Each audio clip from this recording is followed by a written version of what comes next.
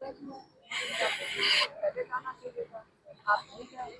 आप अभी भी सुप्रीम कोर्ट जाए, मैंने कहा अभी भी घटना को पहले ये करना चाहिए था। आप मेरे तक दौड़ा क्यों? बार बार नहीं हुआ, खैर है, कोई बात नहीं। जो भी हुआ है, मेरी बात सुन। वो बड़ा लीडर एक करते हैं, वो बहुत बड़े बड़े अजीम इंसान है। हम आवाम है।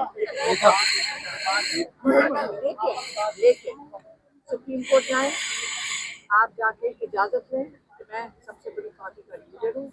ये मेरी जिम्मेदारी है कि अपने लोगों को किस तरह जो उनका पैसा है, उन्होंने मुझे इलेक्ट किया, मुझे वोट मेरे पर एतमाद किया।